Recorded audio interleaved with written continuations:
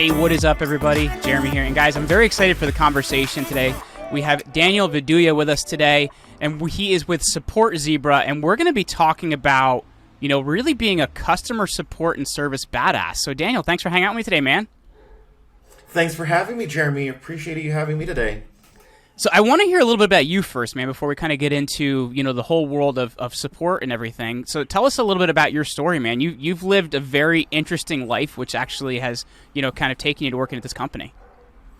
Yes, it's been a roller coaster for me in a sense that I was born in the Philippines, and I lived in many places in the Philippines, from the southern region to the northern region. I'm now living in Mexico. I'm an immigrant here, but I have been what part of Mexico are you in, by the way? I'm in the place where tequila is being made in Jalisco. So Guadalajara, Jalisco. Yeah. We went to Playa del Carmen.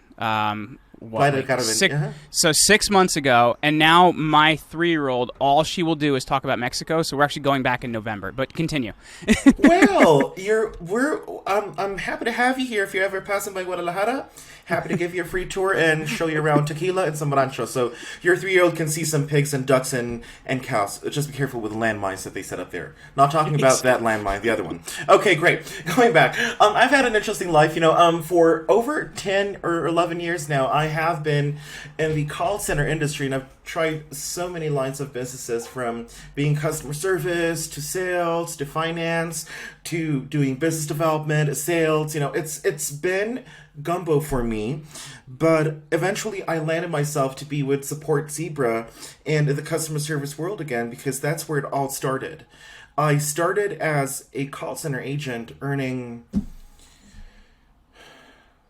earning around $250 a month back then as an entry-level agent, and now I am the head of growth for a BPO and 11 years from now. And so that journey has been crazy, but I think that I stand where I stand now because I've worked my way up, and I feel like I would like to share what I know about the customer service world to people and to my peers. So let me ask you this then, I don't I'm weird, right? I know a lot of people call customer service and they're like, they're like angry and all this other stuff. I don't know. My viewpoint is nobody's ever going to want to help you if you show up like that. So I always show up to be all right, so the customer service person and I are going to work together to figure this out. And dude, I make friends. They give me free stuff. And it's always a good experience. So I guess from your viewpoint, what does good customer service look like? That's a fantastic question. And I love that the questions you're asking me should be able to help our audience. And so feel free to ask more questions like this, because yeah, sure. I want to be able to share that knowledge with our audience. But to me, the great definition of customer service is not just the relation that you form between you and your customer. It's not just the conversation that takes place, but what defines great customer service is the action that your customers take thereafter. What I mean by that, sometimes when we service our customers, we want to know how they react, so that could truly tell us how we've done, which is what's the possibility of them referring their friends, their colleagues, their personal connections to the brand that you represent.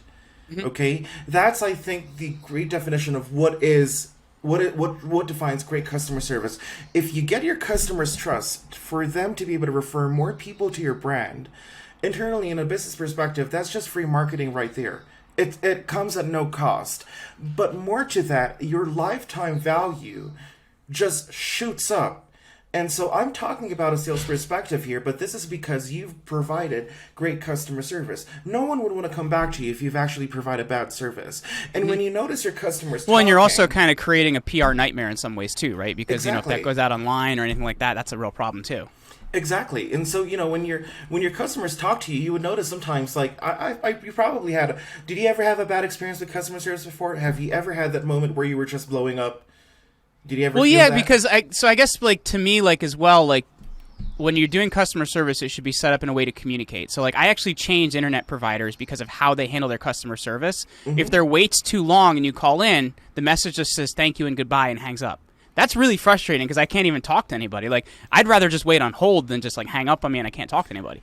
You see, you said that word. You said that word that captured the very essence of my statement. If they could not give you great service, or, you know, if they could not even talk to you or communicate with you, that's the thing. Your customers refer to you not as an individual, but as a brand. So as a customer service representative, when your customers are frustrated, yelling at you or whatnot, it's not you that they're yelling at, it's actually the brand. And so you would say, you know, this brand is not accountable for being able to give me great internet, or this brand is accountable for actually changing my phone because it's defective. So that's how your customers talk. They don't see the person, they don't see the individual, they see the brand as a whole. And so brand reputation really comes into play here. So let me ask you this then, Daniel. Based on that, it's an excellent point, because I don't think, number one, businesses consider a lot of that, but I think as well, like, to me, and once again, you can correct me on this if I'm wrong, I feel like in customer service, like, actually having a real human there to communicate and talk to is like really, really important. And I guess, like, from your perspective, like, how important is it to have, you know, that type of connection? And I guess, you know, what is the kind of the best way to work that? You know, having a human connection is just one step. Mm-hmm. But I think that what really creates a genuine connection is when you truly feel for your customer, and when you know that what you're doing is not just simply for a paycheck, but it's actually as a human being and karma. And now, what am I talking? How do I say this? They're paid. That's a reality. We can't change that. They're paid to do their job. But if you, as a human being, if, say for example, if I was taking the calls and I was just being paid to do that, you know, I could just continue to have this facade and say that, look, I apologize that you're experiencing this, but deep inside me, I really don't get, you know, I don't care. That actually goes right back at you. It does. Yeah. Mm-hmm. And it happened to me, because at some point before, I was like that. I was cut and dry, and I really what was, let me ask you this then. What was the change for you? What made you look at it differently? Because when I was in their position here in Mexico, when I was looking for help to have my phone line fixed, to have my service fixed, and when I got myself a cut and dry service, that hit me like karma. I was like, oh, that was exactly me, and now I'm experiencing that. So imagine how your customers feel, and they're not, they know when you're cut and dry. They know when you're not being authentic. So that's what changed the entire perspective, you know? That's what changed the entire perspective, where I feel it is important that when you create a genuine experience, it is because you know, as a human being, that you will someday and eventually be in their shoes one way or another, and you don't want that to happen to you. So that's how I think you create authentic experiences. Building a great culture that creates awareness on how you should be treating people no matter what. And number two is building a great culture by taking care of the people who take care of your customers. Yep. I think those two things are just important. And when you address those two things, you just learn how to pay it forward. So let me ask you this, Daniel, because I think, and that's an excellent point, but I think one of the most difficult things as well, like, because, you know, I've been on both sides of this. Like, I've done service. I've also been the person calling. So, you know, I'm in a similar position to what you're talking about. And sometimes, like, you'll see, like, people bring kind of their own, like, day or activities or life to that conversation that may actually have nothing to do with that conversation, right? So you may get somebody that's really upset, but it doesn't quite match up what they're upset about, right? Like, it happens, right? You're going to have somebody that's upset because, you know, their dog pissed on their couch, and it has nothing to do with you talking to them. So there's a lot of different situations where you can deal with when somebody's upset. And I guess from your perspective, how do you handle a situation like that so that everybody's happy in the end? I know it's not going to work 100% of the time, but how do you handle a customer that may be upset with the service? They may just had a bad day, man, but, like, how do you handle that to a way where everybody can walk away happily? Yes, first off, my dog did pee in my duvet, and that really got me. I only said that because we have a puppy. We have a puppy right now, and he keeps peeing the floor, man. It's getting better, but, like, that was where my head was. Conditioning. But going back, there is a method, and it is what you call low res AC. Which basically means you have to lower the resistance and acknowledge your customer. Low res AC. When your customer is upset about an issue, everything around them is simply magnified. So everything that goes wrong around them is just magnified, and they bring that to the table. That's the thing that happens with your customers. Now, this does not work 100% of the time, but when you do perform a low res AC, you allow your customers to vent out, yet acknowledge them, but at the same time, rope them in back to the concern so that they can get a resolution. Example, Jeremy, your puppy peed on the floor. Wow, that must be awful for you, but you know what?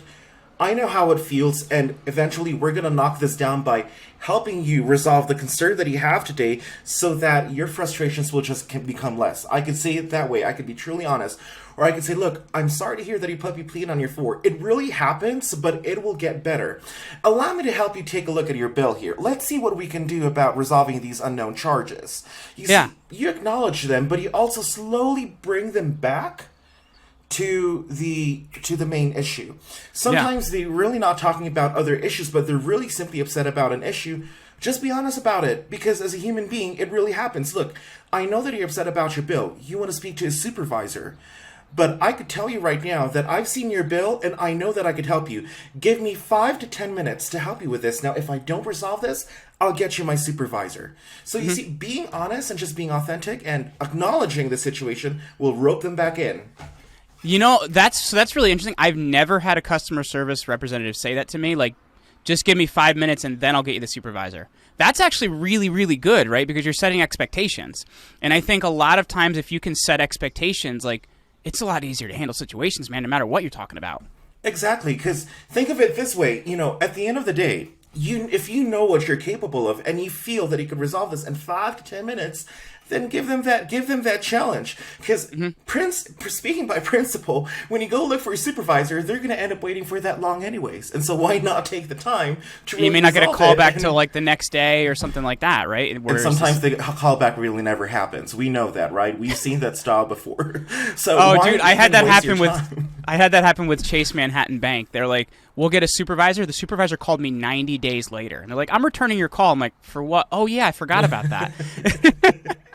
So Daniel, let me ask you this then, because what Support Zebra does is they actually help companies to provide great support. And I know a lot of companies, you know, they're growing fast, and it can be a bear to put that team together yourself. So I guess when you're looking at working with the right team or choosing the right team, like what things should a company be considering?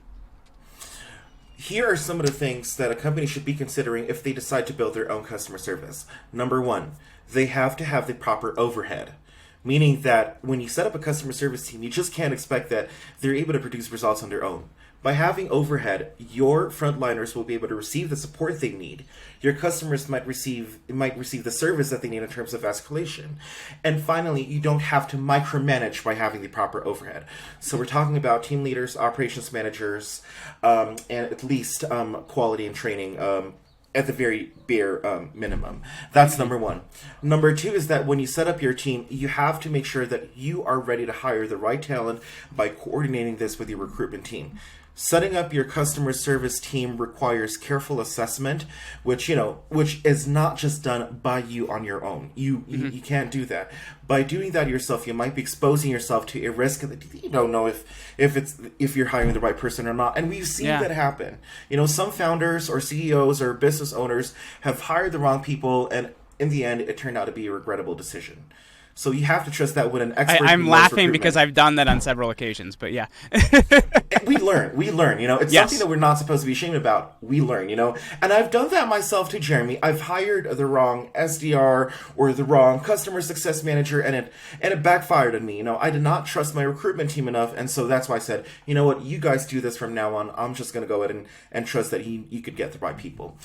And finally, when you set up your customer service team, you have to make sure that you have your end-to-end process. You have a playbook, meaning that if you don't have a playbook set up, it's going to be hard to keep track of processes and hold people accountable if you don't have workflows, manuals, and documented processes that could really help you have that one source of truth and define standards. So let me ask you this, because I think one of the things that I think a lot of founders of growing companies struggle with, and maybe one of the things they're not thinking of as well. Well, there's two things. The first being like, can I afford to outsource, right? Like, is it going to be really expensive, right? Because call centers can be expensive. They can't be expensive, like whatever is one part of it. So I guess let's stop there before I give you the second part of the question. But like, what about people that are like, can I afford this? Like, what would you tell them about like looking at outsourcing? That's a great question. My direct answer to that is yes, they could afford it. It is a matter of choosing the right service partner that could tell you if you could afford this or not. And many a times, Jeremy, I've spoken to many businesses that could tell me this is too expensive or this is just not my requirement. In my spirit, in my personal spirit, I actually refer them to other vendors that I think that they might be able to afford. I am really open to that because I know that there are some service partners that do exist that are really with someone's budget. Finding the right service partner is just like finding the right apartment. You know, some people like this apartment that is a little expensive, but it's nice. Some people don't. And some people would actually like a cheaper apartment, but they don't. It just happens. It's the same when it comes to businesses finding an outsourcer, you know? It's just like finding a perfect apartment. So my answer is yes, there are many options for them. They just have to look. And if they feel like they have problems looking for the right partner, they could come to me. And I'm saying this not in a selfish manner. I'm saying this so that I will really help them find that right partner. May it be Support Zebra, may it be someone else. That doesn't matter to me. What matters to me is being able to help them. So let me ask you this then, and this comes from me being in the situation. So one of the concerns that we have a company that answers our phones for us as an answering service. Initially, I was kind of like worried, and it's been great. Like we've actually been happy with it, and they've handled it, and they handled like all of our extensions and stuff like that. But one of the concerns for I think a lot of business owners is like fear of the unknown. Will they do things the way I want them done? Will they handle them the right way? Like when you're looking at like kind of a standard process of like how that works, like what would you tell a founder that's like, well, is stuff going to be handled the way I want it handled? Or is it going to feel like it's my company? Like, how does that work? Two things here. Number one is communication and communication of standardized processes. When you work with a service partner, with an outsourcer, with a BPO or a call center, it is very important that you communicate with their training department, with their quality and operations, that you have a defined set of standards that you want to execute. By communicating that, you're able to document and create processes for them that would allow them to follow what you want to a T. But speaking to a T and leading to my second point, as a founder, I always challenge their inner fears and intellectual thinking by telling them, but now you are growing. Some things that you want to execute in the way that you want might not happen. You have to learn how to trust the people you hire, may it be through an outsourcing company or internally. There will some things that will not just go your way, but it does not mean that it will not work. There will be some things that other people, the way that other people will do it will still turn out to be wonderful. Like if you're making a cake and you want to make this in a traditional way, that's you. But I can make the same product. I just have my own methodologies. When you want to grow your brand, I challenge you to trust the people that you hire that will give the same results, and it just may be done differently. But if you want this done in a T, I'll go ahead and give you that. Let's standardize and document this process. But I think that I would like to encourage you to think about it, sit on it, and see how you could actually help grow yourself and free yourself from that doubt and fear and trust the people. Well, I will tell you, man, like that's great advice for anywhere in your business because like, you know, what we've done in our company is we've standardized every single position in our company. We're kind of like neurotic about it actually. Like, you know, every job like has it like for example, like the first job that was created in our company is like the publicist position. And I created it when I started the job back in 2015. It's 47 pages, but it gets done exactly like I want it done, and every question you could ever have is answered. Standardizing is so important, and I don't care what area your company is in, man. That's a great point. So for people listening, man, if they want to connect with you, if they want to find out more about Support Zebra, where should they go? I'm in LinkedIn. I'm in LinkedIn, so you can just find me, Daniel Viduya. Also, I have my phone number, which I'm happy to give publicly. It's 281-845-6064. Happy to answer any questions they have about building their customer service teams, setting up what they need, answering any general questions. And like what I told you again, Jeremy, I will not take those calls or those inquiries with a very selfish perspective of just trying to sell. So that's not how I roll. I could attest and promise and say, therefore, with oath, here in this podcast, that I have helped many businesses by referring them to the right service partner or brand that they are looking for. And I will continue to do that. I will not want to sell Support Zebra if you don't need Support Zebra. I will never do that. I think that as a salesperson, it is important that apart from just selling, you actually have to learn how to help and pay it forward. Very cool. Well, Daniel Viduya, Support Zebra, thanks for hanging out with me today, man. Thank you so much for having me, Jeremy. Have yourself a fantastic day ahead.